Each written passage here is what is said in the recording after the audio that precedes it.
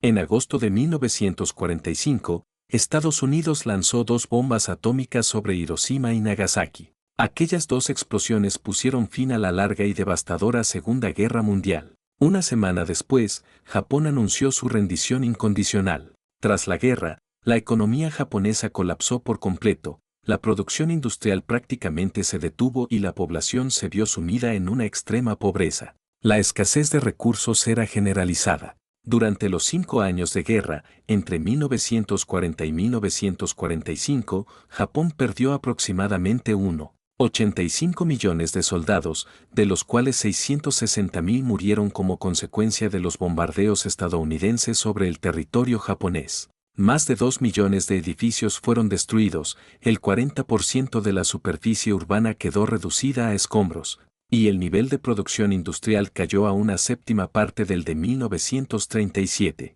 Además, cerca de una séptima parte de la población sufría hambre extrema. Tras la rendición, el presidente estadounidense Harry S. Truman autorizó a Douglas MacArthur a supervisar el juicio y la reconstrucción de Japón. Durante los juicios de Tokio, MacArthur permitió que el emperador japonés conservara la vida, en línea con lo implícitamente previsto en la Potsdam Declaration. A continuación, MacArthur impulsó la desmilitarización del país. Cerca de 7 millones de soldados japoneses fueron desarmados, incluidos más de 4 millones que se encontraban en el extranjero. Este proceso duró más de un año. Posteriormente, el ejército estadounidense destruyó el equipamiento militar japonés, se volaron depósitos de munición, se quemaron aviones. Se cerraron fábricas de armamento y se desmantelaron bases navales y aeródromos militares, con un valor total de decenas de miles de millones de dólares. Una vez eliminado el potencial bélico, MacArthur se centró en la crisis social. Ordenó establecer centros de ayuda en todo el país y utilizó suministros aliados para alimentar a la población. Ante las críticas desde Washington, respondió con un mensaje contundente: o me dan pan o me dan balas. Estados Unidos envió posteriormente 3,5 millones de toneladas de alimentos y más de 20.000 millones de dólares en ayuda. Superada la emergencia, comenzó una profunda reforma del sistema político y económico con el objetivo de transformar Japón en una democracia al estilo estadounidense. En primer lugar, se atacó el poder de los grandes conglomerados financieros, como Mitsubishi,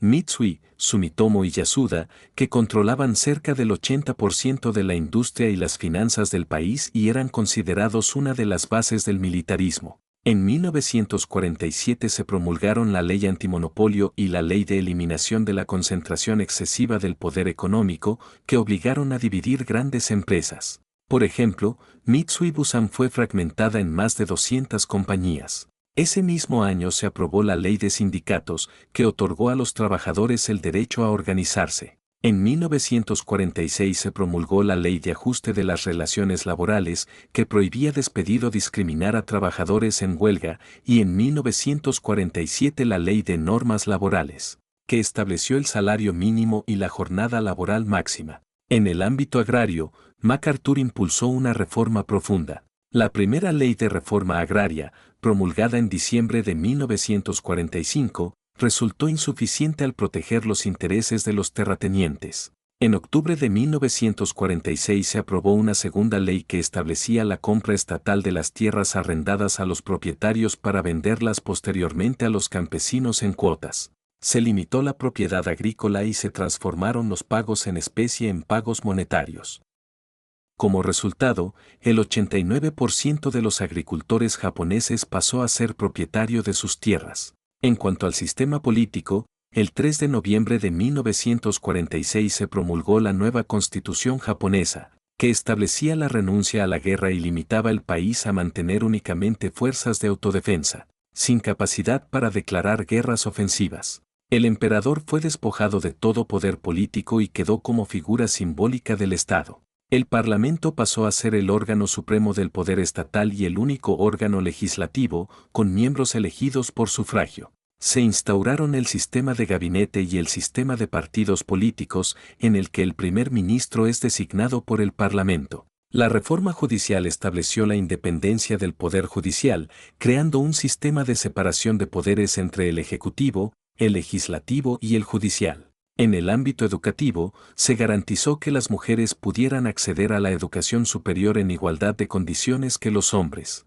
El 31 de marzo de 1947 se promulgó la Ley Fundamental de Educación, que descentralizó la administración educativa y amplió la educación obligatoria a 9 años. Para la década de 1970, este sistema estaba completamente consolidado en todo el país.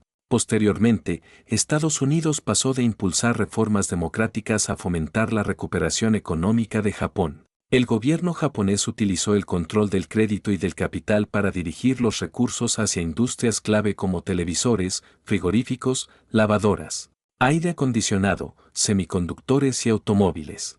Estas industrias, intensivas en mano de obra, impulsaron las exportaciones y el empleo. Además, al no contar con un ejército propio, Japón delegó su defensa en Estados Unidos y mantuvo su gasto militar por debajo del 1% del PIB, destinando el resto a la economía. En los 30 años posteriores a la guerra, el Producto Nacional Bruto creció 11 veces, con una media anual del 10%. En 1968, Japón superó a Alemania Occidental y se convirtió en la segunda mayor potencia económica del mundo capitalista. Sin embargo, la situación cambió tras la Yom Kippur War de 1973, que provocó una fuerte subida del precio del petróleo. Japón, dependiente de los recursos externos, sufrió un gran impacto. Como respuesta, desarrolló automóviles más eficientes en consumo, logrando conquistar el mercado estadounidense. En 1980, Japón superó a Estados Unidos en producción automovilística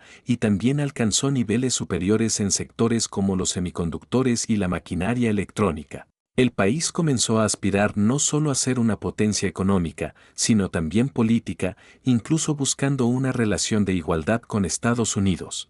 Ante esto, Estados Unidos impuso restricciones en sectores como el acero, los electrodomésticos, los videograbadores, los automóviles y los semiconductores. Sin embargo, la medida más decisiva fue en el ámbito financiero. Tras el colapso del sistema de Bretton Woods en 1971, cuando el presidente Richard Nixon suspendió la convertibilidad de dólar en oro, el sistema de tipos de cambio fijos fue sustituido por uno flotante. El yen comenzó a apreciarse rápidamente. En 1985, Estados Unidos, Japón, Alemania Occidental, Reino Unido y Francia firmaron el Plaza Accord en Nueva York, con el objetivo de devaluar el dólar. Como resultado, el yen se apreció aún más, pasando de 360 yenes por dólar a 120 en pocos años. Esto encareció las exportaciones japonesas y redujo su competitividad. Para contrarrestarlo, el gobierno japonés redujo los tipos de interés en varias ocasiones a partir de 1986 hasta un mínimo del 2,5%. Sin embargo, el capital se desvió hacia la bolsa y el mercado inmobiliario, generando una enorme burbuja. El valor de las empresas japonesas llegó a representar el 45% del total mundial y el valor del suelo en Tokio llegó a equipararse al de todo Estados Unidos. En 1989, el gobernador del Banco de Japón, Yasushi Mieno, decidió subir los tipos de interés para frenar la burbuja. Esta medida provocó el colapso del mercado inmobiliario y bursátil. La economía japonesa entró entonces en un largo periodo de estancamiento. En última instancia, la economía japonesa, altamente dependiente del mercado estadounidense y centrada en la industria manufacturera, quedó condicionada por factores externos. Desde el momento en que cayeron las bombas atómicas en 1945, el camino del desarrollo de Japón quedó, en gran medida, definido dentro de un marco específico. Por ello, el desenlace posterior no fue del todo inesperado.